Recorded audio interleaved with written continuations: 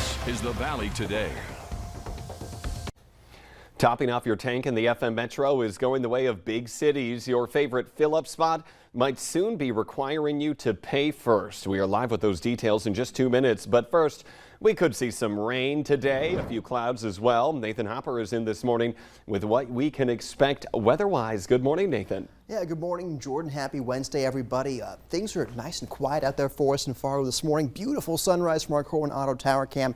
A few spotty clouds here or there, but we're of course tracking that shower and storm chance mainly off toward the north later on today. Things are mild to start. 65 that current temperature, Grand Forks, 64 in Devils Lake and in Fargo, 60. The cool spot, at least on this list, in Bemidji at this hour. So we're seeing a few clouds passing by, but just enough clouds this morning to give us that beautiful sunrise. And of course, I'm watching this area right here near Minot and also this area right here along I-94 in Stutsman County. Seeing a few flakes of green there at this hour. With how much humidity there is down there, I fully expect some of those raindrops to making all the way to the ground there on the I-94 corridor. Now starting to see some lightning developing there north of Minot. That was just a rain shower overnight, but now we're starting to see some thunder there. So we're watching that for our friends off toward the north and east, north and west, excuse me. And that storm is riding along a boundary up in the northern part of our viewing area, northern North Dakota. That's where we'd be more likely to see a strong to possibly severe storm later on today as I'm along and north of Highway 2 in North Dakota. But all of us, you see that light green, could see a pop-up shower or storm on this Wednesday. Visibility looks good for most everybody. Still seeing some light fog out toward Oaks and Aberdeen. Just remember, use those low beams if you encounter any of that fog here this morning. Temperatures, as you saw, 60s for pretty much everybody. 59 Wadena, 59 in Baudette as a couple of the cooler spots this morning. And the dew point, the measure of moisture in the air, we're seeing 50s and 60s. This is a noticeably humid air mass we've got, especially with temperatures in the 60s. Yeah, you're going to notice that when you step outside here this morning. Hour by hour shows things mainly quiet with a mix of sun and clouds. Through the morning hours, there's that little storm making its way into town or county there around 9 a.m. We're watching that for you. And then toward lunchtime, notice mostly sunny up toward the north along that boundary. Could see some of those storms developing. Could be strong to possibly severe. Hail and wind primary concerns there. Sun and clouds toward the south. Again, may see a pop-up shower or raindrop there off toward the south today. But today, Jordan, expecting 70s and 80s. Plenty of dry time for pretty much everybody. Just watching toward the north mainly for that storm and seeing where that goes. And honestly, it could go into Canada. And that would be, well, more rain for those folks up in Manitoba. But of course, we're keeping our eyes on that one for this afternoon. But a great start to our Wednesday, to say the least. All right. Yeah, that beautiful sunrise. Nathan, thank you this morning. 6:03 now. We are all feeling the pinch of those high gas prices, and gas stations are too, as more people are driving off to avoid paying for their fuel. Now some are doing something to stop the thieves before they can even start pumping. The Valley Today's JC Dodd joins us live with how local gas stations are changing their rules. Good morning, JC. Good morning, Jordan. Yes, more and more local gas stations are posting signs like this one saying prepay only. I'm here at Fleet Farm in South Fargo, and they are just the latest of local gas stations to join others like Casey's General Store, Simonson's, and over in Moorhead, Orton's Holiday Station to enact a policy of prepay or pay with a credit card at the pump.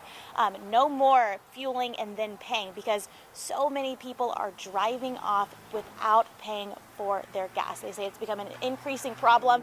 But Jordan, it's not new to the Metro. With the high gas prices, it sure is really hurting those gas stations. But even back in December 2021, Don's Car Washes had the same problem. 55 drivers drove off without paying for their gas. So that's when they enacted the prepay only policy. So it's nothing new, but stations are definitely taking a stand now. They are trying to combat this problem, save themselves thousands of dollars as people drive off without paying. Over in Moorhead, it could cost you $30 service fee and the price of the gas that you stole if you are caught stealing the gas. So pretty penny to pay. You do not want to get caught doing this. So that's what you're going to see is a lot more prepay signs, so people aren't driving off without paying for their gas.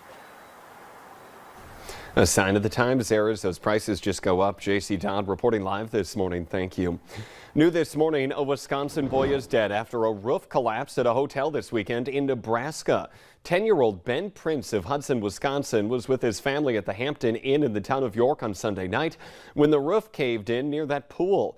People tried to lift the rubble off the boy, but it was just too heavy. Other hotel guests got out safely. There's no word on what led up to that collapse. Take a look at the power of Mother Nature versus a big 18-wheeler. This dash cam video caught the powerful show of force last night in northern Iowa. Strong winds nearly below that semi-truck and trailer right off the road before it jackknifes onto the highway. Incredible video. And that same storm system swamped parts of Albert Lea in southern Minnesota. Torrential rainfall fell across that city, leading to some major flooding there. Several vehicles stalled in that deep water. Take a look right there. You see in that pickup? Rain all the way up to the windows. Fireworks turned into weapons in downtown Minneapolis on Monday night, and police are looking for the people who were shooting those explosives from their vehicles into crowds and buildings in that city. Video from a second-story home shows some of that chaos in the Mill District. It lasted for several hours. Fireworks of any kind are illegal in Minnesota. No word, though, on any arrest or any injuries.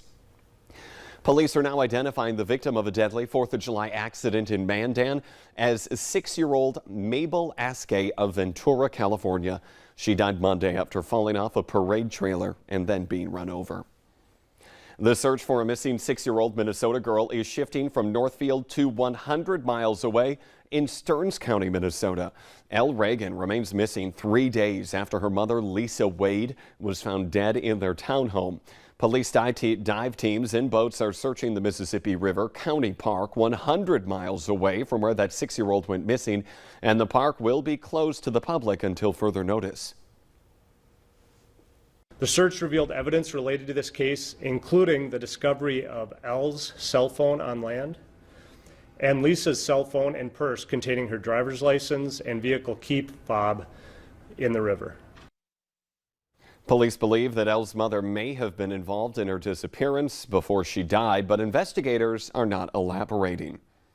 Authorities are now confirming they have arrested 46-year-old William Hedberg for a drive-by shooting that killed another man in Cass Lake, Minnesota. 34-year-old Diego Gasca was shot in a yard while he was at a house party last July. Hedberg was arrested last Friday. One woman is hurt after the school bus that she was driving crashed into a ditch in the Southern Valley. The North Dakota Highway Patrol says 2 buses were behind a pickup north of Ellendale on Friday when that pickup driver slowed down to make a turn. The second bus driver swerved to miss hitting the vehicles ahead of it. It then drove into a ditch, over an embankment, hit a highway sign, and then ended up in the ditch again.